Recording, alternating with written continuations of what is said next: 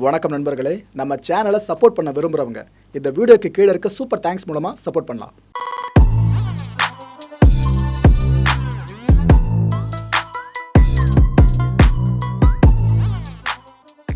வணக்கம். Big topic with Karthik MaayaKumar. இவ்வளோ நாளாக நாம் ரஷ்ய படையினர் தான் போர்க்குற்றம் புரிஞ்சுக்கிட்டு இருக்காங்க யுக்ரைனில் அப்படின்னு நினச்சிக்கிட்டு இருக்கோம். இது சம்பந்தமான ஆதாரங்களே பார்த்துக்கிட்டு இருக்கோம். For the first time Ukraine பட போர்க்குற்றம் புரிஞ்சுக்கிட்டு இருக்கு. யுக்ரைனுக்கு ஆதரவாக இருக்கிறவங்க போர்க்குற்றம் புரியுறாங்க. அது இதுன்னு ரஷ்ய தரப்பிலிருந்து ஆதாரங்கள் சமர்ப்பிக்கப்பட்டு மிகப்பெரிய விளக்கமே கொடுக்கப்பட்டிருக்கு. இதை பற்றி தான் முழுக்க இந்த ஷோவில் பேச போகிற நிகழ்ச்சிகளை போகலாம்.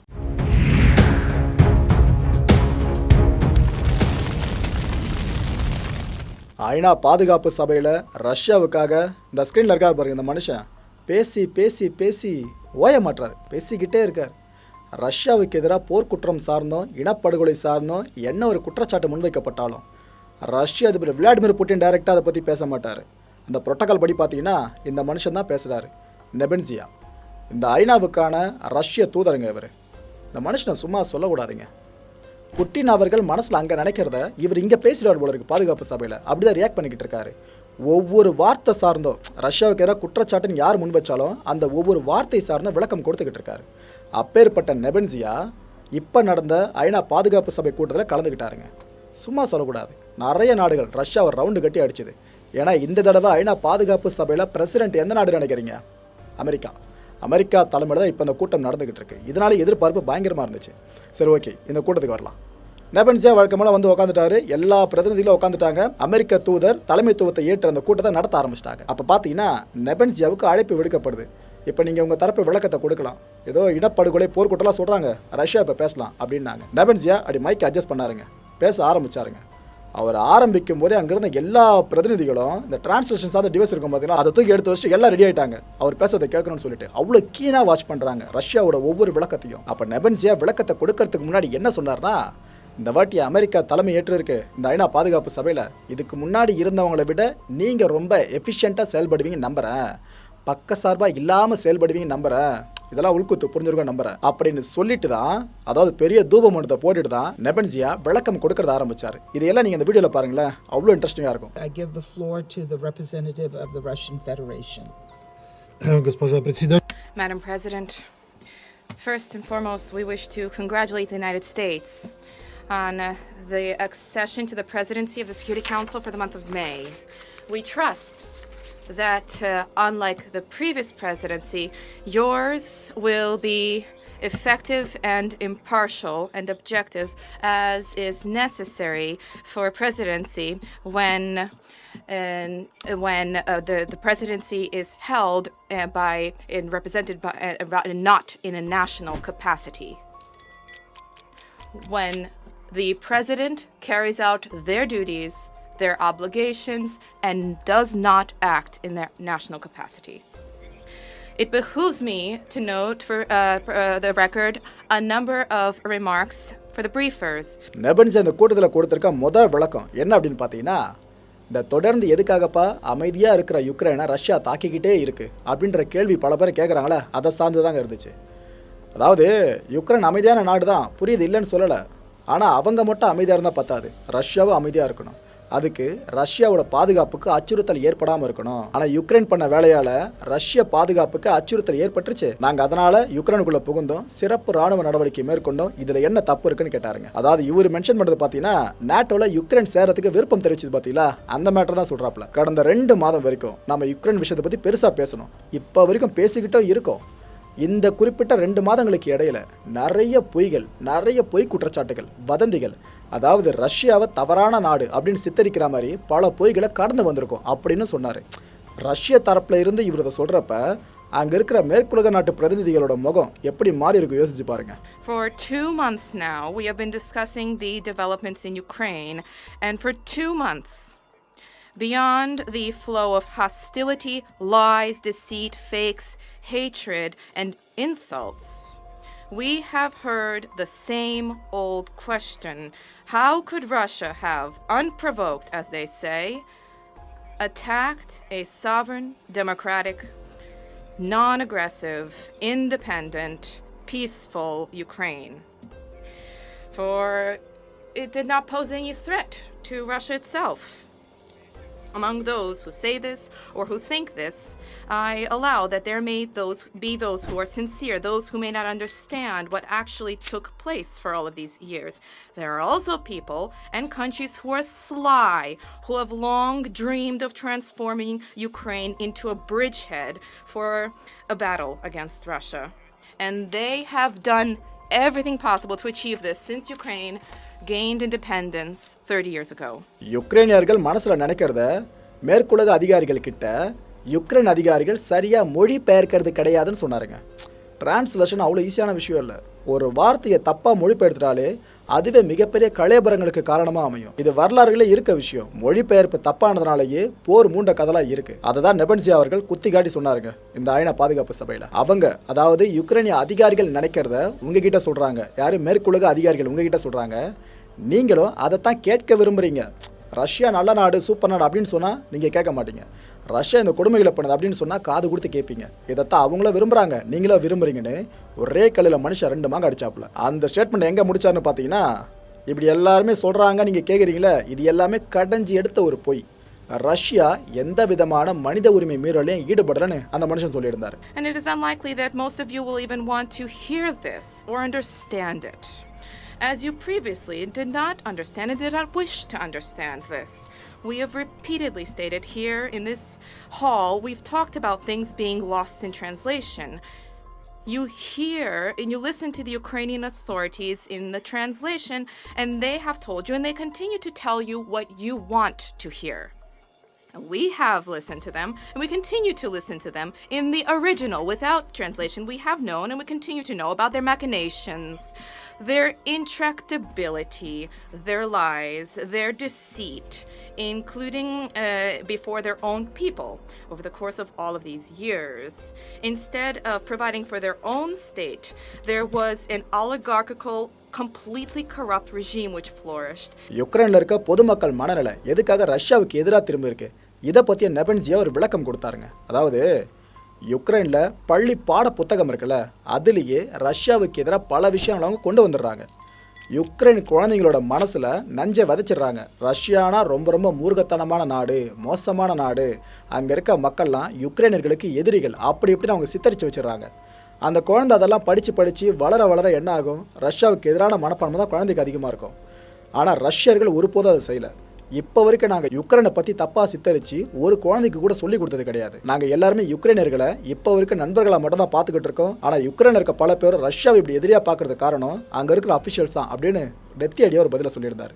Based on a repudiation of everything Russian and everything and all that has linked us for centuries, you do not know and you do not wish to know about what insults and hatred was targeted against everything related to Russia.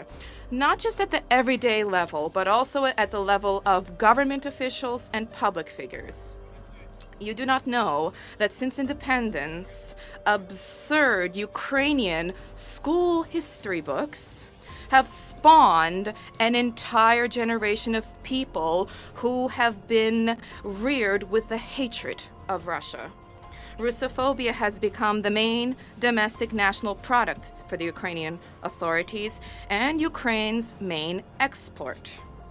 You will not find in Russian society anything of the sort with respect to Ukraine or Ukrainian people. You simply don't hear their slogans. You simply don't notice their torch-bearing marches. You do not see their nationalists and their undisguised Nazis. ரஷ்யாவோட சிறப்பு இராணுவ நடவடிக்கைக்கும் ரஷ்ய பணக்காரங்களுக்கும் என்னங்க சம்பந்தம்?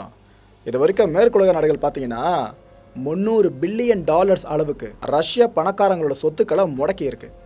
சட்டவிரோதம் அடிக்கடி பேசுறீங்களே, இதுதான் உண்மையான சட்டவிரோதம். இந்த கொடுமை எந்த சர்வதேச விதியின் கீழே வருது சொல்லுங்க? சிறப்பு இராணுவ நடவடிக்கை ஒரு நாடு மேற்கொண்டுச்சுன்னா அந்த நாட்டில் பிறந்த ஒரே காரணத்துக்காக அந்த நாட்டோட பணக்காரங்களோட சொத்துக்களை முடக்கிறது எந்த சர்வதேச விதிகளின் கீழே வருது சொல்லுங்க அப்படின்ற கேள்வியும் எழுப்பியிருந்தாரு நெபன்சியா. Leaves us with no doubt that you were preparing for this for a long time, well before all of this transpired. You simply are basically morating in the finest traditions of the Wild West. If anybody here is unaware, I will inform you that beyond the countless sanctions and bans, the seizure of private property from Russian citizens who have nothing to do with the special military operation, Western countries froze accounts belonging to Russia amounting to $300 billion. What kind of international law are you talking about then? This is not even the rules-based order which you conceived of. This is not even colonialism when the enlightened West marched to impose civilization on its colonies, looting their national resources along the way. Natural resources. This is nothing other than the most basic lawlessness and plunder. So today, the masks have been cast off quite simply.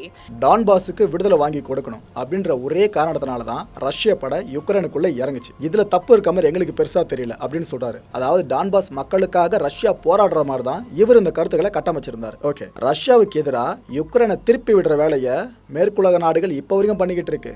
இது ஏதோ 2014 பண்றாங்க, ஒரு சில வருஷங்களுக்கு முன்னாடி பண்றாங்க, அதெல்லாம் கிடையாது. பல வருஷங்களா மேற்குலக நாடுகள் ரஷ்யா மேல இருக்க கடுப்பின் காரணமா யுக்ரைனை எங்களுக்கு எதிராக திருப்பி விட்டுக்கிட்டே இருக்காங்க. இப்படி ஏன் பண்றீங்க அப்படின்னு மேற்குலக நாடுகள் கிட்ட கேட்டா நாங்க என்ன பண்ணோம் அப்படின்னு கையை உதறிட்டு போயிடுறாங்க அப்படின்னு சொன்னார் நெபன்சியா. A special military operation began to liberate Donbass. Now we suddenly heard desperate pleas. What have we done wrong? Those who are knowledgeable in Ukrainian Russian folklore will understand what I'm talking about. And I will respond to this question myself. This is all thanks to your Western sponsorship and patronage. You eagerly rubbed your hands together as you witnessed Ukraine's transformation into an anti-Russia. Everything that is transpiring now began not in late February and not even 8 years ago. This began long ago with the support and encouragement of the United States and their Western satellites. We've repeatedly talked about our concerns, our security concerns. ரஷ்யாவோட பாதுகாப்பு நிலைமையை பத்தி மேற்குலக நாடுகள் கிட்ட பல தடவை நாங்க சொல்லிட்டோம். ஆனா அவங்க கேர் பண்ணவே மாட்றாங்க. அவங்கன்னு மென்ஷன் பண்றது அந்த அவையில இருந்தால பாதுகாப்பு சபையில அந்த பிரதிநிதிகள் சார்ந்திருக்க நாடுகள் அதுதான் சொன்னாப்ல. யாருமே கண்டுக்கல. நீங்க அதுக்கு மாறா என்ன பண்ணீங்க? நாட்டோட உங்க நாடுகளை இணைச்சு வச்சுக்கிட்டு உங்களோட நாட்டு பாதுகாப்புகளை நீங்க உறுதிப்படுத்திட்டீங்க. சரி போய் தொழிலுடன் விட்டுட்டா இந்த நாட்டோ கூட்டுப்படையோட எல்லை விரிவாக்கத்தை யுக்ரைன் வரைக்கும் கொண்டு வர முயற்சி பண்றீங்க. அப்படி கொண்டு வந்துட்டா ரஷ்யாவோட பாதுகாப்புக்கு முழுக்க முழுக்க பெரிய அச்சுறுத்தல் ஏற்படும். ஒரு பக்கம் நீங்க சேஃபா இருக்குன்ற பேர்ல எங்க நாட்டை நீங்க அச்சுறுத்தினா நாங்க பார்த்துக்கிட்டு சும்மா இருக்க முடியாதுன்ற டோன்லயும் நெபன்சியா பேசியிருந்தாரு. And you in the West brushed them aside. You did not take them seriously. You assured yourselves of the purely defensive nature of NATO, at the same time moving the borders of the alliance right up against our borders. And today you are talking about the global role of the alliance, including in Asia. We advanced our proposals for global and indivisible security architecture. You arrogantly cast them aside, and there's no need to persuade us today about to try to persuade us that your plans never included an attempt, the desire to bring Ukraine into NATO. That was the case. If not today, then tomorrow.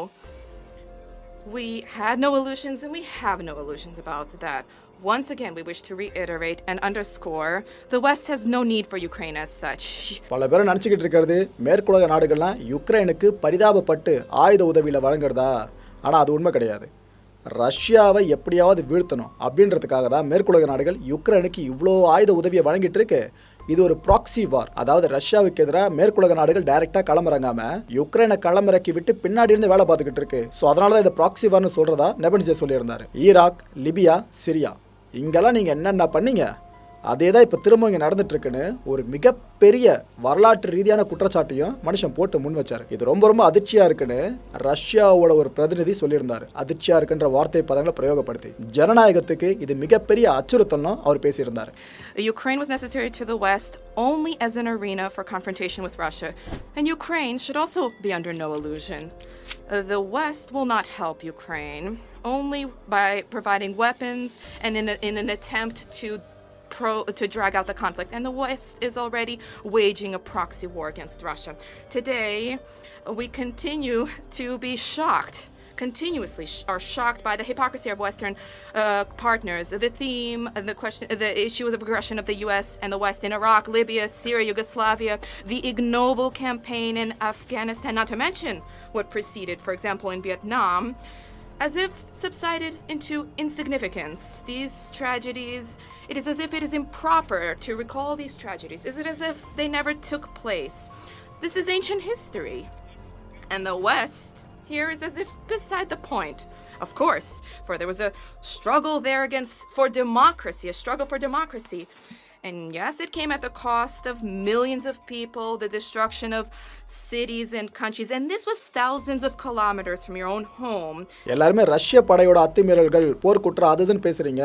Ukraine தேசியவாதிகள் இருப்பாங்களே, அவங்களோட அத்துமீறல்கள் பற்றி நாங்கள் சொல்கிறதுக்கு தயாராக இருந்தாலும் யாரும் கேட்க மாட்டீங்க. யுக்ரைனோட புச்சா, கிரமட்டார்ஸ்க் இந்த பகுதிகளெல்லாம் பொதுமக்களை மனித கேடயங்களை பயன்படுத்தினது யார்? ரஷ்யாவா? யுக்ரைன் இருக்க தேசியவாதிகள். அங்கே இருக்க வீடுகள், மருத்துவமனைகள், மழலை பள்ளிக்கூடங்கள், இங்கே கூட துப்பாக்கிகளை பொருத்தி வச்சது யார்? ரஷ்யாவா? யுக்ரைன தேசியவாதிகள். பண்ணுறதையெல்லாம் யுக்ரைன தேசியவாதிகள் பண்ணிட்டு பழியை மட்டும் ரஷ்ய படம் மேலே போட்டால் இதை நாங்கள் எப்படி ஏற்றுக்க முடியும்னு ஒரு கேள்வியே கேட்டிருந்தாரு. And yet the international community doesn't need to hear anything about Ukrainian provocations. For example, in Bucha, in Kramatorsk, about the way Ukrainian nationalists use civilians as cover, placing gun emplacements at homes and kindergartens and hospitals. இவ்வளோ தூரம் பேசுகிற நெபன்சியா ஒரு சில ஆதாரங்கள் சார்ந்தும் அந்த அவையில் சமர்ப்பிச்சாருங்க. இந்த ஃபோட்டோஸ், வீடியோஸ், எவிடன்ஸ்லாம் முன்னாடி யுக்ரைன் பண்ணாங்க பார்த்தீங்களா, அதே மாதிரி ரஷ்ய தரப்புலேருந்து ஒரு சில செயல்பாடுகள் முன்னெடுக்கப்பட்டுச்சு. இதை சார்ந்த நெபன்சியா என்ன சொன்னார்னா, பொதுமக்களை பாதுகாப்பாக வெளியேற்றுற வேலையை தான் ரஷ்ய படை இப்போ வரைக்கும் செஞ்சுக்கிட்டு இருக்கு. ஆனால் பொதுமக்களை வெளியேற விடாமல் தங்களோட பாதுகாப்புக்காக ஒரு மனித கேடைய மாதிரி அங்கே இருக்கிற யுக்ரைன் தரப்பு சேர்ந்த பல பேர் இந்த வேலையை பார்த்துக்கிட்டு இருக்காங்க. ஆனால் பழி எங்கள் மேலே விழுது. சரி, ஓகே, இது வரைக்கும் நீங்கள் நிறைய ஆதாரங்களை பார்த்துருக்கீங்க, ஃபோட்டோஸ், வீடியோஸ்லாம் சொல்லிட்டு, அதில் ஸ்பெசிஃபிக்காக ரஷ்யாவோட நிலைப்பாட்டை நியாயப்படுத்துகிற எந்த ஒரு ஆதாரத்தையும் மேற்குலக நாடுகள் ஏற்றுக்க மாட்டுது அப்படின்னு ஒரு போட்டார். எதுக்காக சொன்னார்னா, ரஷ்யன் சோல்ஜர்ஸ் யாராவது யுக்ரைனிய படையினர்கிட்ட சிக்கிட்டாங்கன்னா அவங்க நடத்துகிற விதத்துக்கும், யுக்ரைனியன் சோல்ஜர் ரஷ்யன் சோல்ஜர்ஸ் கிட்ட சிக்கிட்டாங்க அப்படின்னா ரஷ்யன் சோல்ஜர்ஸ் அவங்க நடத்துகிற விதத்துக்கும் நிறைய வேற்றுமைகள் இருக்குது அப்படின்றாருங்க. நாம் சமீபத்தில் பார்த்த வீடியோஸில் பார்த்தீங்கன்னா ரஷ்யன் சோல்ஜர்ஸ்லாம் இந்த சிக்கிட்டதுக்கு பிற்பாடு வீட்டில் இருக்க அம்மாவுக்கு ஃபோன் கால் பேசுறது, வீடியோ கால் பேசுறது, இது போலாம் பண்ணாங்க, பார்த்துருந்தோம். நமக்கு வெளியே வந்த எவிடன்ஸ் அதெல்லாம். ஆனால் ரஷ்யா சொல்கிறது, இது எல்லாம் தாண்டி ரஷ்யன் சோல்ஜர்ஸை யுக்ரைனியர்கள் சித்திரவதைப்படுத்துகிறாங்க, பணைய கைதியாக பிடிச்சிட்டு போய்ட்டு அவங்க சித்திரவதைப்படுத்துகிறாங்க, அது இதுன்னு சொல்கிறாருங்க. இவரோட இந்த குற்றச்சாட்டு, இந்த பெரிய குற்றச்சாட்டு உண்மையாக இருக்குமா பொய்யா இருக்குமா அப்படின்றத மக்கள் நீங்களே முடிவு பண்ணிக்கலாம். அந்த முடிவு பண்ணுறதுக்கு முன்னாடி என்னென்னலாம் சொல்லியிருக்காரு அதை பற்றி ஃபுல்லாக கேட்டுட்டு வந்துடுங்க. Near homes and the flats, civilian residences, the way they push them into basements, they do not let them out, and they do not let them use humanitarian corridors, which Russian soldiers provide every day. And if somebody is able to evacuate, they are often shot in the back by those same persons. There are troves of evidence about this from the Ukrainians themselves. You just don't want to hear it. Have you ever seen evidence from Russian prisoners of war, images of their being tortured by Ukrainian nationalists, which they then post on social networks? Have you ever seen anything similar by Ukrainian soldiers against Ukrainian prisoners of war? Have you seen the reports from foreign correspondents who Russian soldiers bring in to liberated Ukrainian cities, and they provide them with an opportunity to look around and to speak with anybody? Have you ever heard what people from those cities say about the Ukrainian nationalists' conduct and actions vis-a-vis themselves? I cannot but note. நெபன்சியா இவ்வளோ தூரம் பேசி முடிச்சிட்டாரு, விளக்கத்தை கொடுத்துட்டாரு, ரஷ்யாவை உண்மையான hero அப்படின்ற மாதிரி சித்தரிச்சிட்டாப்ல. அப்படி பேசி முடிச்சுட்டு மைக்கை அப்படி ஆக்ரோஷமாக தள்ளாருங்க. தள்ளதுமே இந்த பிரசிடென்ட் சீட்டில் உட்காந்துருக்காங்களா இப்போ யூஎன்எஸ்சியில் லிண்டா தாமஸ் கிரீன்ஃபீல்ட், அவங்க பேச ஆரம்பித்தாங்க. அப்போ எல்லாருமே எதிர்பார்த்தது, சரிப்பா இதுக்கு முன்னாடி நெபன்சியா ஒன்று சொல்லுவார், கிரீன்ஃபீல்டு ஒன்று சொல்லுவாங்க. ஏன்னா ரஷ்யா அமெரிக்கா வாக்குவாதம் பயங்கரமாக போயிட்டு இருந்துச்சு. அதே மாதிரி இந்த வாட்டியும் நடக்கும்னு எதிர்பார்த்தோம், அது நடக்கலை. இவங்க தெளிவாக சொல்லிட்டாங்க கிரீன்ஃபீல்டு, இப்போ நான் இந்த சீட்டில் பிரசிடெண்ட்டாக உட்காந்துட்ருக்கேன் இந்த குறிப்பிட்ட சபையை நடத்துறதுக்கு, அதனால் ரஷ்ய பிரதிநிதிக்கு என் நன்றி, இவ்வளோ தூரம் ஸ்டேட்மெண்ட் கொடுத்தீங்களா நன்றி அப்படின்னு சொன்னாங்க. புரியுதா இந்த வார்த்தைகளுக்கான ஆழம் என்னன்றது? அந்த சீட்டுக்கு மரியாதை கொடுத்து அவங்க பெருசாக விவாதம் பண்ணல போல இருக்கு, அதை தான் அவங்க சொல்லியிருந்தாங்க. Thank you. In my role as President of the Security Council, I thank the representative of Russia for his statement. I now give the floor to the representative of the United Arab Emirates. மக்களே, இந்த கண்டென்ட்டோட முடிவில் என் மனசில் ஒரே ஒரு கேள்வி உதயமாகுது. இந்த கேள்விக்கான பதில் உங்களுக்கு தெரிஞ்சது அப்படின்னா கீழே இருக்க கமெண்ட் பாக்ஸை கமெண்ட்டாக லீவ் பண்ணுங்கள், எல்லாருமே தெரிஞ்சுக்கலாம். நெபர்ஜியோட இந்த விளக்கங்களை கேட்குறப்ப உங்கள் மனசில் இமிடியேட்டாக ஒரு விஷயம் தோன்றி இருக்கும். அது என்ன? இதை கமெண்ட் பாக்ஸை கமெண்ட்டாக லீவ் பண்ணிங்கன்னா எல்லாருமே தெரிஞ்சுக்கலாம். அடுத்த நிகழ்ச்சியில் சந்திக்கலாம். நன்றி, வணக்கம். வணக்கம் நேயர்களே, நம்மளோட மாயம் டிவி யூடியூப் சேனலை யாராவது சப்ஸ்கிரைப் பண்ண விரும்புனீங்கன்னா கீழே இருக்க கமெண்ட் பாக்ஸில் ஃபர்ஸ்ட் கமெண்ட்டாக போட்டு பின் பண்ணியிருக்க லிங்கை அதை கிளிக் பண்ணி நம்மளோட புது சேனலையும் சப்ஸ்கிரைப் பண்ணுங்கள்.